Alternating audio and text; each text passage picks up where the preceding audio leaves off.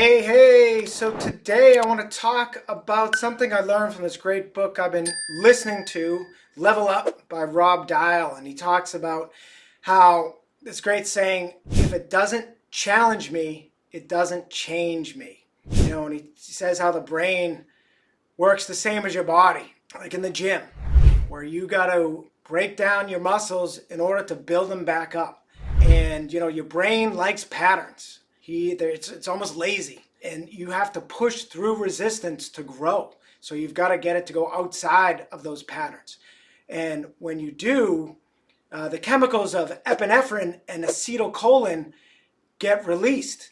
So when you're feeling stressed or anxious and you want to pull away from doing something, it releases those chemicals as your brain's getting geared up to actually change itself. And he says you need to embrace and lean into those feelings. And when you do that, again, those chemicals will actually mark the neurons that need to be changed in your brain. It is fascinating how it works. And when that happens, your brain, it doesn't change right away. It happens overnight. So they call it memory consolidation.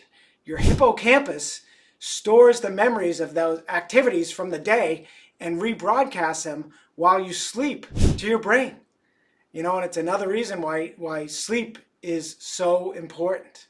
So this goes right in line with everything I've been saying about how it's so important to do hard things sober. It's such a key part of the recovery process, and how it's so easy for us when we feel tension, anxiety, etc., to do what we've always done, cheat the system by drinking. That's what that voice is. It remembers when drinking worked for us, got through those moments. It doesn't anymore. At best, it works for 20 minutes, remember, and then makes it worse in terms of anxiety. Who would ever take an anxiety pill that did that? And you've got to embrace the tension, embrace the fear that builds resilience, which creates greatness.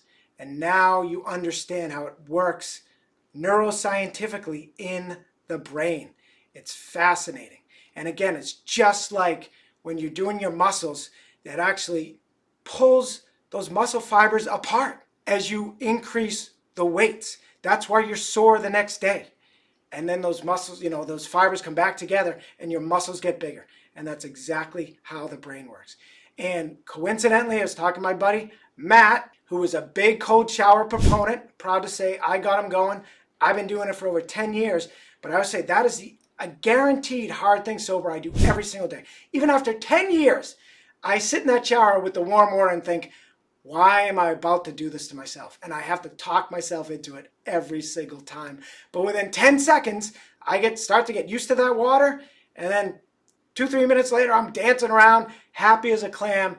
And I've got a dopamine hit. As Rob says, for up to 3 hours, that dopamine hit will last. But anyway, Matt was saying yesterday, because he does it as well, his water where he lives is even much colder than mine. He said, I've never skipped. And I said, same thing. There's been so many times I've wanted to talk myself into skipping it, but I've never allowed myself to do it even once. Have I maybe not gone the full 3 minutes on rare occasion? More so when I've been in a hurry, but that's about it.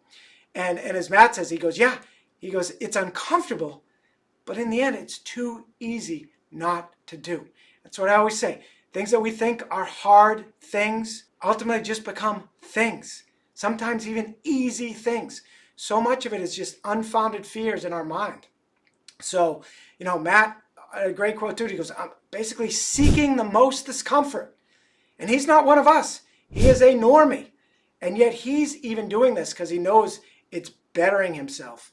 And for us, it's even that much more important to actually seek discomfort, not just embrace discomfort, but actually seek it. I've said recently, one of the moderators in my sober community, she said she's a discomfort junkie, and I love that. A key part of recovery is getting comfortable with the uncomfortable. Then if you get to the point of actually embracing it, I now seek that stuff out because I know it's just going to make me stronger. And I'm trying to do hard things sober every chance I get. So, example, last night I played this really great guy in pickleball. He's got a much stronger tennis background. I think he even played in college. I just played recreationally. He kicks my ass every week. I'm lucky to win 1 game out of 5, but it makes me stronger. I can't even dread it going into it, but I always come out so much stronger. But there's a ton of other stuff I do that's uncomfortable, including uncomfortable dates, super awkward first dates, and I just now embrace it. I don't even think about drinking. I might drink a little coffee needlessly on the way, but I now have basically a completely calm nervous system. My favorite meme says, the true measure of success is a calm nervous system. I never thought I'd achieve it. Many of you listening probably think the same, but by doing so many hard things sober, everything just become easy things. And it's great. I'm just completely calm going into all these things. So remember all this, embrace the tension, embrace the fear, do the hard things sober. It'll change your brain overnight, and you're going to get stronger every day.